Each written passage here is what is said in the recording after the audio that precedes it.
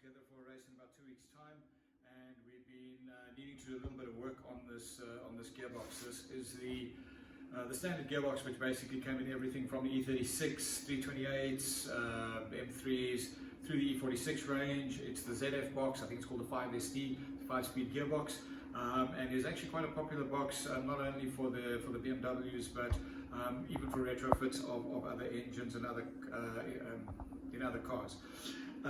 But they do have one issue, and that is quite important for us in the context of the race car, where we are wanting to install a direct mounted long lever race shifter, and that is that we really cannot afford to have any slop in the gear selector. These boxes do suffer terribly from what is colloquially known as a fifth gear lean. And basically what it means is that the self-centering action on the gear selector shaft is lost, and the gear lever just slops across to the right hand side, which means that finding the 3/4 gate and the 5th gate can be a bit of a lottery. And that's the last thing you need when you're doing a hard shift at high RPM.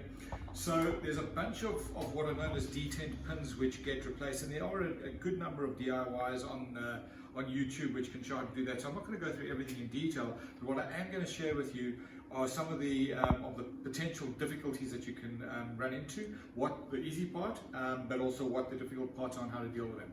So Nick, if you just step in a little bit closer, let's just take a look at what we're talking about. So basically there are 5 detent pins of various descriptions on this gearbox. There are 3 small pins on the top which are covered by what are effectively little Welsh plugs, known as covers, I think, in the BMW catalogue. And then on the left hand side of the box, the right hand side of the box, we'll try and get to the right space, are 3 more. The top one over here is your reverse gate detent. The one down at the bottom here is your fifth detent. This one here, nobody seems to change and nobody seems to know what it is. It seems to make sense that would be your first second gear detent, to bring first second back to the central position, and it doesn't seem to give issues. So for whatever reason, that never gets replaced. So in terms of the actual repairs that go into sorting these issues out, we've already done the top ones here, so I'm not going to show you those in detail, but they happen to be the easiest. And effectively what they are is there's a bit of a design change. When these gearboxes came out originally, there's just a little piston which used to sit in the casting, in the bore of the gearbox, with a pin with a spring behind it and then a cap on it. But obviously sliding in and out of the raw aluminium eventually caused some kind of stickiness and would result in difficulty engaging certain gears. So the upgraded component is actually a little sleeve. So you remove the old larger diameter pin, you drive a sleeve into that space, and then a smaller diameter pin fits inside the sleeve, and the sleeve has got an anti-friction or low friction coating on it. Spring goes back on top, cap goes back on top, and it's actually, that part is really quite easy. I've seen a lot of references and some guys really battling to get the pins out and needing slide hammers and all manner of things. We've not encountered that. We've done these on 2 gearboxes now, and we've never had a situation where we couldn't relatively easily remove the actual pistons. But the one tip that I do want to give you, so you would generally buy the kit, which basically includes the piston, a new spring, and the sleeve, and then separately you have to buy the caps. Now, as it happens, when I bought these caps to do this box originally, there were only 2 in stock and I needed 3. I think I got these ones initially from Schmiedman in Denmark. And so it was necessary to try and reuse one of these caps.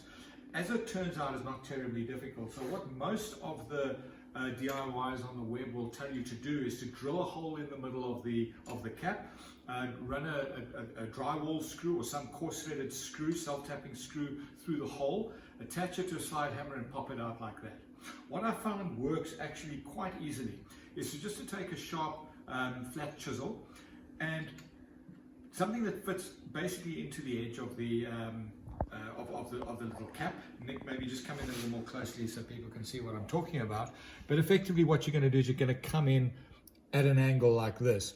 And when you knock on the chisel, you basically get 2 points of the chisel which cut into the edge of the cap, and by knocking straight in but downward in a kind of a spooning motion at the same time, you can quite easily remove these caps without destroying them, and they can be reused. So even if you bought the new caps, I would generally recommend that method, for the simple reason that in case you lose one, break one, damage one, you're going to have a couple of reusable ones on your workbench. So that's just the one tip I wanted to give you with respect to those three at the top. But for the rest of it, dead simple. There are special tools which are, as we've said, slide hammers to remove. You can get away without that. Drifts to drive the new sleeves in. You don't necessarily need those. You can just use a socket. They're not a very tough interference fit. They're quite a robust sleeve. And the depth control, they bottom out exactly where they should. They've got a lip at the top. So introducing the new sleeves for these top three small detents is really not a big issue at all. But that's where it ends. If you get around now to part 2, which is replacing these two guys over here, this is where things do get a little bit scary and hairy. So basically what happens here is, Nick, come in again a little closer. What we've got is these two bores, and they have inside of them a sleeve, firstly, and I'll show you, that's the new sleeve which we've got over here. So it's basically a thin wall steel sleeve with some kind of low friction coating on it. And then there are these little piston goodies. And they slide in and out of the sleeve, and they have a chamfer on the edge. Now they are different, by the way. There are two different types. The one for the reverse gear is, I believe that is the one with a perfectly straight chamfer on it. And the one on the 5th gear is a dual angle. So it basically changes angle through that chamfer. Very hard to see with the naked eye, but if you're looking for it, you can see the difference between the two. So they are basically placed inside the bores. They are held in place by a pair of springs. The one colored red here is a substantially stronger and thicker spring. This is for the reverse gear. Makes sense. You need a lot of force to overcome to get it into the into the reverse gear gate. So the reverse gear is the red one, and then the slightly thinner one is on the 5th gear side. So that then goes in on top or inside that little piston, and then there is a kind of a hybrid cap or a composite cap, which is a steel coated in plastic, which then is driven in. It's a seal. That's what the plastic for is. It basically seals in there, gets driven in and holds the spring pressure down, and effectively a circlip goes on top of that. So again, removing these, how to go about it. So once again, the first thing is just to get your circlip out. That I've seen guys battle with that. In some cases, the cap really kind of mushes into the circlip, and it makes grabbing it with circlip pliers quite tricky, and then you can kind of butcher it to get it out. But obviously if you can get them out nice and clean, it does mean once again you've got a spare. Everybody, or I don't think anybody who's ever worked with a circlip has escaped not sending one zigging across the garage floor, never to be found again. So pop those out. Then again, getting the cap out, the standard recommendation is drill a hole in the middle, drive a screw in, and yank it out with some kind of slide hammer. Again, just in case, there is a way to get these out relatively reliably without destroying them. And the way I do that is, rather than needing to kind of pull from the middle, once they are in there, take a screwdriver, and you try and get something with a kind of a narrowish point, or maybe a round nose chisel, so you don't really want to cut into the plastic, and you're basically going to tap on the edge. And just by tapping on the edge of the seal, effectively what happens is it starts to swivel, and eventually it actually pops up, and you can remove it in that fashion. So maybe if I illustrate just with the back of this chisel like that, it's basically something like this, and you get that kind of effect. Not quite as profound, because normally you've got the spring in there as well, but it pops it out. And then again, you've got a spare, and at worst, I mean, in this one I wasn't particularly careful, you can damage the plastic on the top, but as long as you have the plastic around the sides intact, you probably have one which will reseal if you need to. But of course, those two parts, the new seal and the new circlip, do come in the kit, so that's not absolutely necessary. So once you pop those caps off, you need to get your pistons out. So you just pull your spring out, and then you have to get your pistons out. This is again where these kind of expanding special tool slide hammers are called for. I don't buy it. I think there have been a lot of guys who have indicated that you can very easily just modify a screwdriver so that the point fits through both of these have got a hole at the bottom, and that you have a little hook on the bottom of a screwdriver.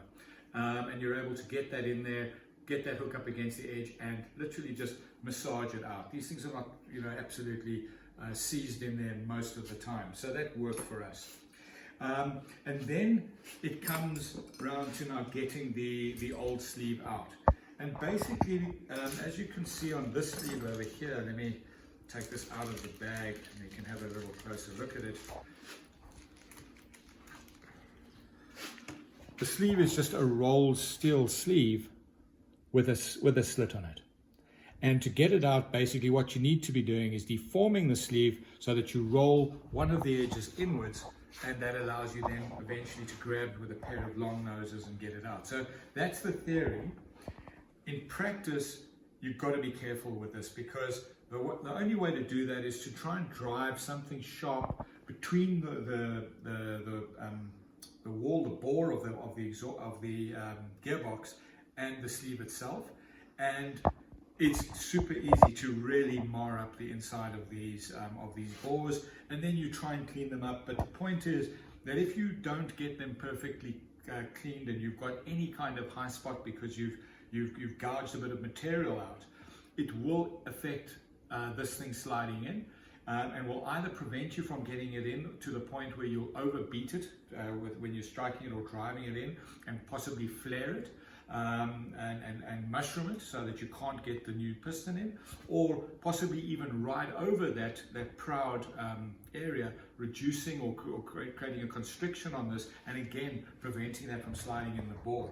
So what is absolutely important is that the end result results in the piston being able to slide absolutely easily in the bore, and we've achieved that here. There is literally zero drag that I can feel with this new piston, or in fact this old piston, but the pistons don't wear in this new bore. And we did not get that right the first time. And the reason being that getting the new guys into the bore is a problem. But before I get to that, so how do we get these guys out? And I'll show you what the first two that I took out looked like. So if you can come in on this one, Nick. So basically managed to get a screwdriver in and beat this damn thing, and you can see that the bush is actually quite molested. It's been butchered. In this case here, it even started to rotate and twist before I was able to drag it out of there. But in doing so, I actually really marked up the bore quite badly, and I ended up needing to clean it up with a Dremel and a fine little barrel sander, and then finally took some I think it was 400 grit water paper on a socket, and made sure that I cleaned up the bores very, very carefully. And it's just because of how I butchered these buggers out. So second time around, when I had to take, these were the originals that were in there, then I tried to install new bushes without any tools.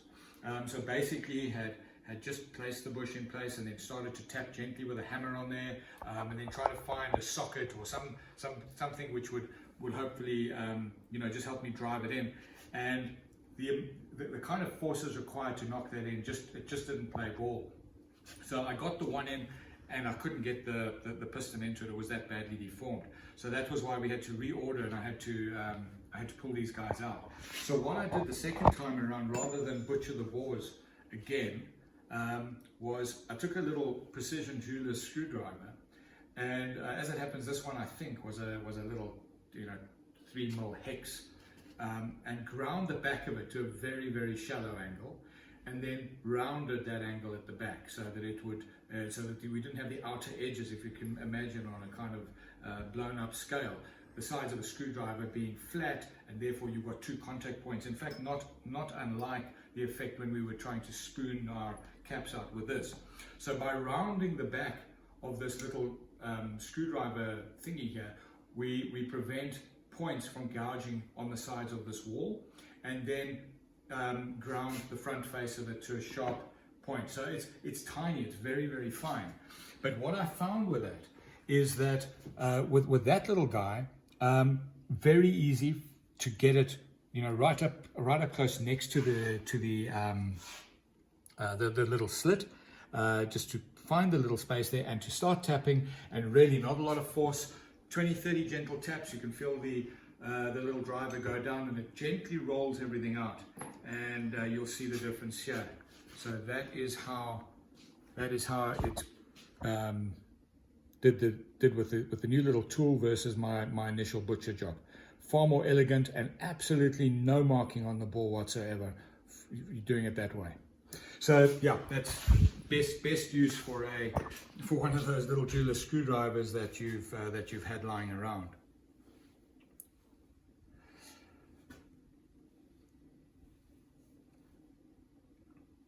Now you'll probably think, you know, that there's always a way somehow to drive a little bush into place, and yeah, maybe you're right. I think there are guys that have managed to do this without drifts and tools and whatnot. I'll show you one of the tricks that I tried, which also failed dismally. So just in case you want to give it a bash, it's probably not going to work. I took one of the previous pistons, and I found a washer which was pretty darn perfectly sized, and pop riveted it onto the top of the bush, thinking that that would support the bush and allow me to drive it in. And yeah, truth be told, didn't work. So yeah, I even with that, it just ended up pinning over the edge of the bush, and it just didn't cut it. So once we ordered the new bushes, I got hold of my mate Simon, who is the same person who did the machining of the M50 intake manifold adapter for us, the throttle body adapter, and I'd got the dimensions, the drawings for these tools off the web, and Simon made those two up for me. So those are basically the two drifts, and if you just Google these, the D10 pin tools, you'll come across these. You'll find the drawings are very easy to do. So guys, my first message is, don't waste your time destroying bushes when you may well, or sleeves. You might get it right, but it's highly unlikely. So just take a drawing along to a local machine shop. They're not going to charge you an arm and a leg. Those are the two that you need. The others aren't terribly important. And yeah, so I'm going to now go ahead and do the reverse side. I'm going to drive the new bush into there. These two tools, by the way, they look very similar, but you'll notice that the one on your left, this one over here, has got a slightly higher step section. It just gets driven slightly deeper into the gearbox and seats a little bit deeper than the fifth gear. So it's reverse and fifth over there. All right, so we'll be back in a couple of moments when I've got this thing set up and I'm going to start to tap it in.